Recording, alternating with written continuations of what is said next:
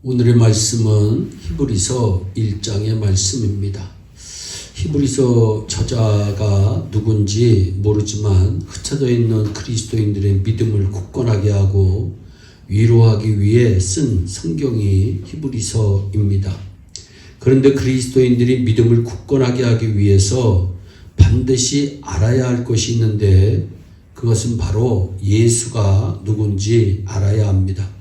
많은 사람들이 예수님을 믿는다 하지만 실제로 예수님에 대해서 거의 모르고 있는 경우가 많습니다. 제가 혹시 여러분에게 예수님에 대하여 1시간 말해보라고 하면 제대로 설명할 수 있는 분이 몇 분이나 되실까요?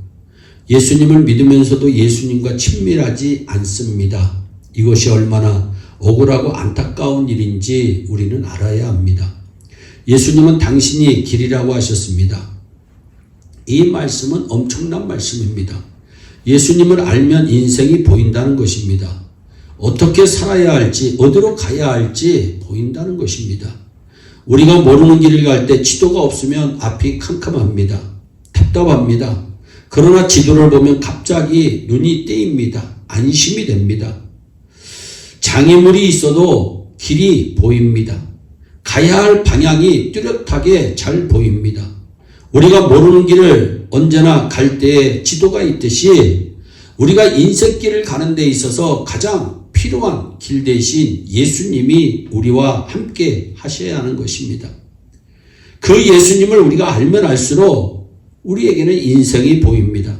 전혀 달라 보입니다. 황홀합니다. 기쁩니다. 담대함이 생깁니다.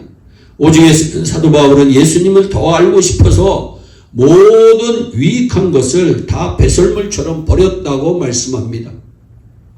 히브리서의 수신인은 본래 유대 교인이었던 히브리인들이 예수님을 믿는 성도들인데 예수 믿고서 기가 막힌 어려움을 당한 이들입니다. 기독교인이라는 것 때문에 세상이 무너진 것 같은 처지에 놓인 사람들입니다. 동족들에게 핍박을 받았습니다. 로마 당국의 핍박을 받았습니다.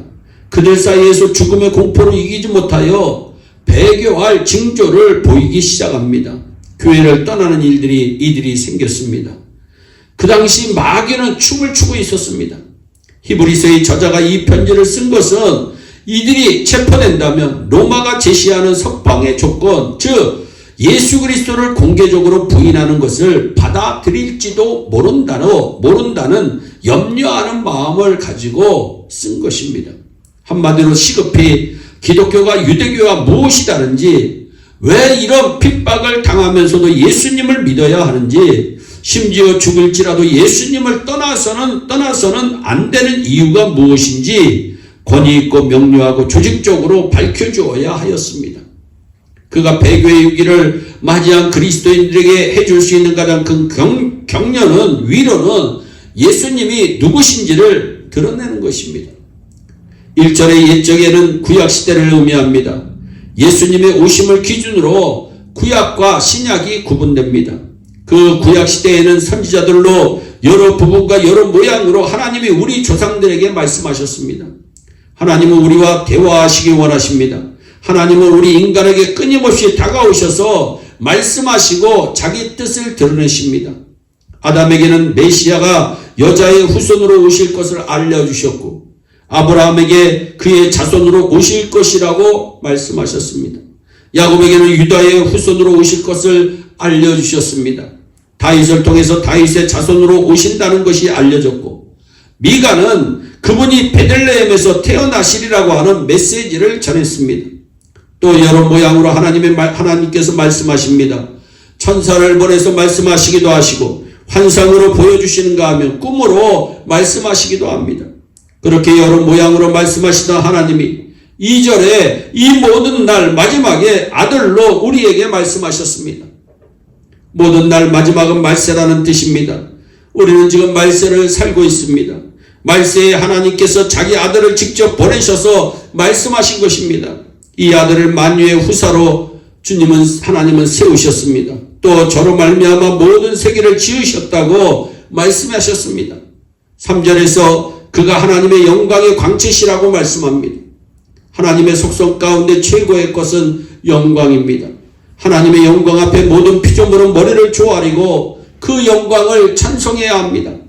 예수 그리스도께서 하나님의 영광의 광채시라는 표현은 그가 하나님의 영광 그 자체이시며 그 영광을 그대로 소유하신다고 하는 의미입니다. 또 그는 하나님의 본체의 형상이십니다.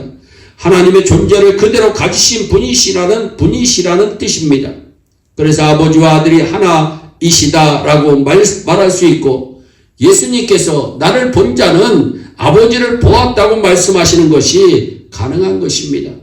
이 예수님을 알고서도 힘들다고 어렵다고 예수님을 떠난다는 것은 정말 어리석은 일이 되는 것입니다. 예수님께서 우리 죄를 정결케 하셔서 우리로 하여금 다시 하나님과 화목하게 하셨습니다. 즉 우리의 구원을 이루신 것입니다. 그가 바로 우리가 믿는 예수이고 바로 그 예수를 믿는다는 이유 때문에 핍박을 당하고 있는 유대인들에게 과연 그 예수가 핍박을 당하면서까지 믿을 만한 분인지를 분명하게 알려주는 것이 히브리서의 목적입니다. 이 예수에 대해서 확실하게 안다면 어떠한 환난 가운데서도 변치 않는 믿음을 소유한 성도가 될 것입니다. 2000년 전의 유대인들도 그렇고 오늘 우리도 마찬가지입니다. 히브리서 말씀을 통해서 이 예수를 굳게 붙잡고 믿음 안에 거하게 되시기를 주 예수 그리스도의 이름으로 축원합니다. 사랑의 하나님 참 감사합니다.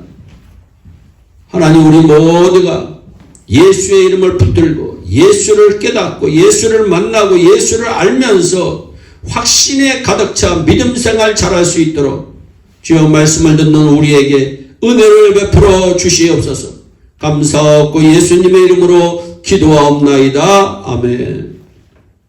오늘도 주 안에서 승리하는 복된 하루 되시기를 바랍니다. 감사합니다.